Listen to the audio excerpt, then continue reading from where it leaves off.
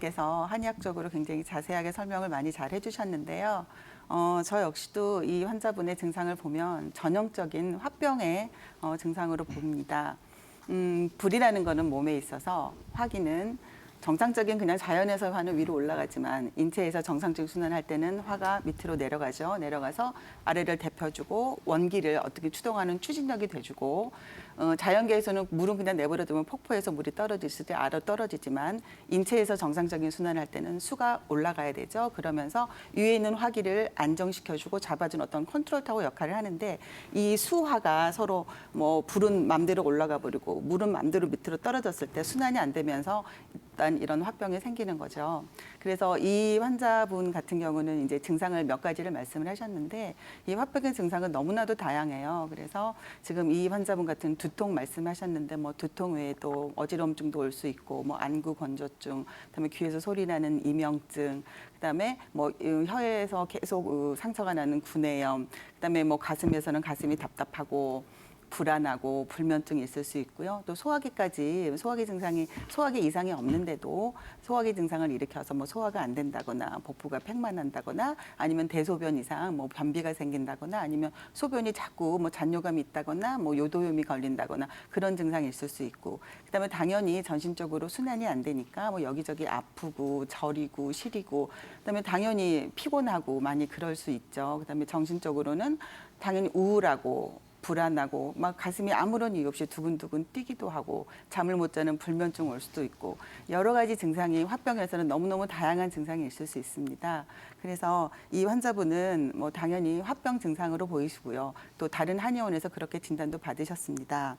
그래서 이제 화병은 보통 신체적인 증상이 심한 신체형 화병과 정신적인 증상이 심한 정신형 화병으로 나누는데 이 환자분 같은 경우는 조금 신체적인 증상에 더 치중을 하시는 걸로 봐요. 그런데 이제 화병의 치료는 신체적인 증상이 심하든 정신적인 증상이 심하든 신체와 정신, 몸과 마음을 동시에 치료하는 게 정말 중요하거든요.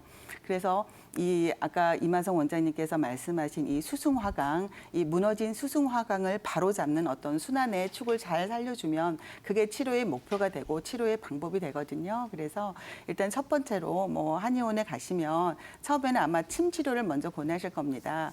침 치료를 하시면 막힌 거를 뚫어주고 특히 이제 전중열이라는 이 가운데 가슴 가운데 있는 혈자리 뚫어주고 사관열이라는 합곡과 태충 이 손발에서 뚫어주면 전체적으로 순환이 되면 심하지 않는 상태라면은 침 치료만 가지고도 사실 어느 정도 효과를 보실 수가 있어요. 그런데 나이도 있으시고 좀 병력이 오래되신 걸로 예상이 돼서 이 환자분 같은 경우는 어느 정도 약물 치료가 좀 필요할 것 같은데요. 한약 치료는 사실 화병이라 그래서 딱 한 가지 종류만 있는 거는 아니에요. 그래서 한약 치료 중에서 열이 심하고 화가 너무 심한 경우는 일단 청열사화지라는 좀 세게 화를 칠 수 있는 한약을 쓰셔야 되고 아니면 음양의 밸런스를 봤을 때 화는 그다지 심하지 않은데 이 물의 성분이 상대적으로 약해졌을 때 상대적으로 이 화가 정상적인 화가 좀 더 치성해 보여. 이럴 때는 화만 끄는 치료보다는 자음 강화라 그래서 음을 보충을 해서 음을 끌어올리면 화가 자연스럽게 해결이 되는 자음 강화법이 있을 수 있고요. 그다음에 이 화만 뚫어줘도 이게 몸에 전체적으로 아까 그 기혈이 허해서 그런 경우는 기혈 순환을 시켜주는 어떤 행기나 이기지제를 써야지 사실 화병이 해결이 돼요. 그다음에 많이 불안하거나 잠을 못 주무시거나 이런 심리적으로 좀 증상이 심하신 경우는 안신지제라 그래서 그런 한약을 쓰셔야지 화병 치료에 도움이 되니까 이 정확한 한약 처방은 정확히 진단을 받으시고 어떤 한약이 본인한테 가장 맞는지 전문가한테 꼭 상담을 받으시고 쓰셔야 됩니다. 그래서 이 한약 치료할 수 있고요. 그다음에 또 제가 한 가지 또 소개드릴 저기는 요즘에 약침이 많아요. 약침이 물론 통증을 제어하는 약침도 많이 있지만 수승화강 약침이라 그래서 이거를 명현 약침이라고 하거든요. 그래서 있던 그 수승화강의 밸런스를 맞춰주는 약침을 인체의 상부 하부에서 놓는 그런 방법이 있는데 주변에 혹시 면역약침을 쓰실 수 있는 한의사 선생님이 계시면 이 면역약침 수승화간 약침을 맞으시면 상당히 효과가 좋습니다. 그래서 좀 찾아보시고 이 면역약침 수승화간 약침을 조금 받아보시기를 권해드립니다. 그리고 저는 이제 생활면에 있어서 조금 말씀을 드릴게요. 아까 정신적인 치료와 이제 몸적인 치료, 육체적인 치료를 동시에 하셔야 된다 그랬는데 일단은 화병에 있어서는 정말 저는 중요한 게 사람 마음을 다스리는 게 제일 중요한 것 같아요.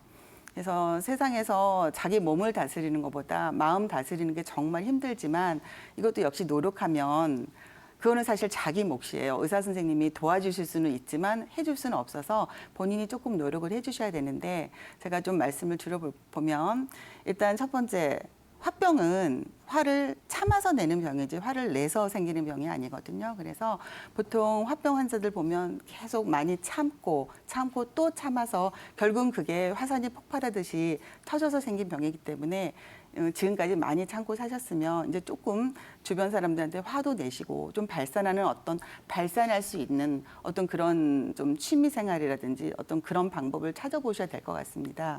그리고 일단 몸이 피곤하시면 안 돼요. 아무래도 사람이 이 몸이 피곤하다 보면 그냥 화병이 없는 사람도 짜증이 자주 나잖아요. 그래서 몸이 피곤하지 않도록 충분히 휴식을 취하시도록 하고요. 그다음에 이제 화병이라는 거는 가장 가까운 사람이나 그런 사람들한테 상처를 받았을 때 또 그 사람들로 인해서 많이 참아서 생긴 병이잖아요. 그래서 일단 부부 간에든 자식 간에든 혹시 뭐 고부 간이든 교우 관계든 상대방에 대한 집착을 많이 버리세요. 집착이나 기대를 버리시면 그만큼 본인이 편안해지시니까 상대방이 나한테 뭐를 해주기를 기대하고 그다음에 저 사람이 내 마음대로 되지 않는다고 집착하고 그러니까 그런 집착하는 마음, 기대는 마음 그런 마음을 조금 버리시고 좀 편안하게 마음을 최대한 편안하게 가져보시면 이 화병 치료에 굉장히 도움이 되거든요. 그래서 집착을 버리시라는 거. 그다음에 또 하나는 타인과의 관계 아니고 자신과의 관계도 되게 중요해요. 그래서 제가 한의원에 오시는 화병 환자분들한테 말씀드리는 게 자기를 제3자의 눈으로 객관적으로 한번 보라고 말씀을 드려요. 자기 자신을 객관적으로 보면 사람은 자기 자신을 제일 잘 아는 것 같아도 어떻게 보면 저희는 자기 자신을 제일 모르고 살고 있더라고요. 그래서 자기 자신을 제3의 눈으로 객관적으로 바라보면 내가 뭐가 잘못됐는지를 알게 되면 그 원인이 외부 스트레스가 아니라 내부에 내가 문제가 있었구나라는 생각을 하게 되면서 그게 또 어느 정도 스트레스를 해소하는 방법이 되더라고요. 그래서 제3의 눈으로 자기를 조금 객관적으로 판단을 조금 해보시고요. 그다음에 화병이라는 거는 계속 방에 앉아서 참고 뭐 기다리고 이러다 보니까 생기니까 약간 자기를 일상에서 조금 벗어나 보세요. 그다음에 너무 늘 규칙적으로 생활하던 거 조금 패턴을 바꿔보셔서 그걸 뭐 일탈까지는 아니더라도 멀리 뭐 여행을 가는 거 그것보다는 그냥 가까운데 여행을 가시는 거 산책하는 거 그 정도 조금 하시면 훨씬 도움이 되실 겁니다. 사람은 복부에 사실 70% 정도의 장기가 몰려 있어서 이 복부가 따뜻해야지 전신적으로 순환이 잘 되고 정상적인 건강한 생활을 할 수가 있는데 복부가 차게 되면 어떤 여러 가지 기능에 문제가 생겨서 앞에 원장님들이 말씀하신 대로 여러 가지 증상이 나올 수가 있죠. 근데 이제 이 복부 냉증이 일어나는 원인을 보면 일단 뭐 심장 질환이 있다거나 심장 질환 자체가 있어서 뭐 순환이 안 되거나 아니면 갑상선 기능이 저하됐을 때도 복부 냉증이 있을 수 있고요. 그다음에 저혈압인 경우에도 복부 냉증이 있을 수 있고 그다음에 너무 찬 음식을 많이 먹었다거나 아니면 무리한 다이어트를 해서 소화기 이상이 있어도 사실 복부 냉증이 있을 수가 있어요.